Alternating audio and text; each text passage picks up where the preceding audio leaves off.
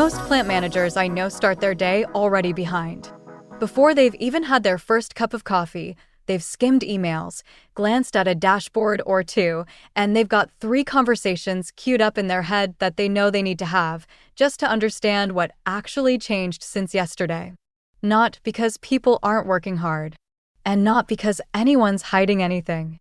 It's because the truth of what's happening lives in too many places and in too many heads. So they do what good leaders have always done.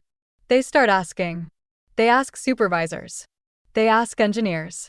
They ask in meetings. They ask in the hallway. And by the time the answers finally settle into something that feels solid, it's already a little bit stale. That's not a leadership failure. That's an information problem. Now, if this is your first time tuning into the 1001 Business Problems Solved with Microsoft Teams podcast, I'm your hostess, Rynd, and I bring you solutions every Monday with 6-minute episodes. I get you in, get you out, and send you on your way with something you can actually use without wasting your time. Anyway, to illustrate my previous point, I want to use a 200-employee power plant as my example here. Not because this thinking only applies to plants, and not because size is the point. I just need a concrete example to carry through these episodes. The moment you have more than one layer of leadership, this problem shows up. Smaller organizations feel it later. Larger ones feel it sooner. But the thinking applies everywhere, regardless of how many employees you manage or the size of your organization. Here's what it often feels like. Information exists. Work is happening. People are doing what they said they'd do. But the updates arrive late. Or summarized. Or filtered. Or scattered across emails, side conversations, and spreadsheets that belong to one person instead of the organization. So meetings turn into attacks on uncertainty. Half the time is spent just figuring out what's real before anyone can decide what to do next. Now, I grew up on a farm, and here's the simplest way I know how to say this. If you had to walk the whole property every morning just to see which fences were down, which gates were open, and where the cattle actually were, you'd never get around to improving anything. You'd spend all your energy just getting oriented.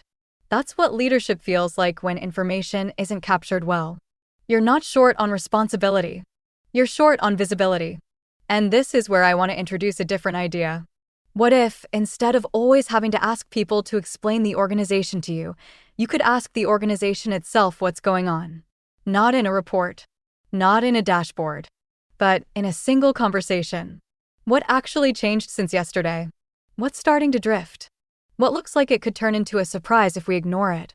That shift from chasing updates to having a conversation with the work itself is what this series is going to be about. If you found this episode because you're curious about Copilot, you're in the right place. Over the next 3 episodes, I want to walk you through a simple arc. First, what it actually feels like when a leader can use Copilot as a thinking partner, not a search box, to get oriented quickly and then drill into what matters.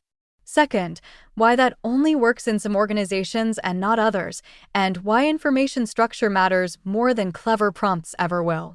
And finally, what changes for leaders when this starts working, how meetings, decisions, and even stress levels begin to feel different.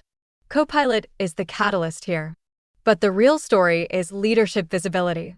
Because if you treat Copilot like a search engine, you'll get search engine value. Type a question. Get an answer. Move on.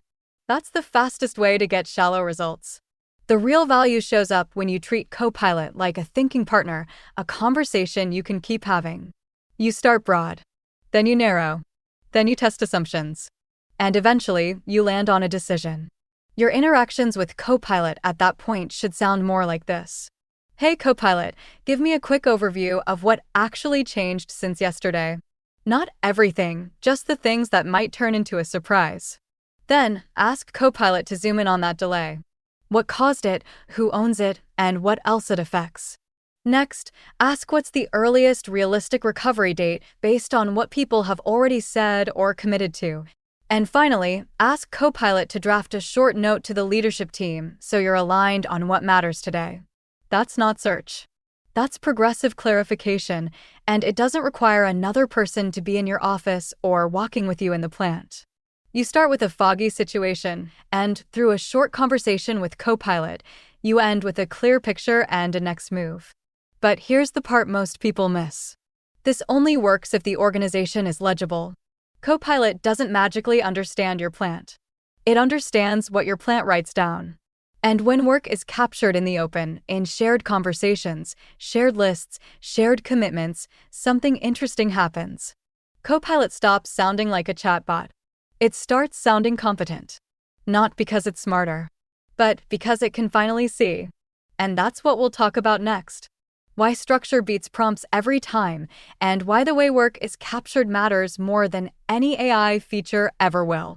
And if you don't want to wait until next week to hear more about structure, you can look back through past episodes.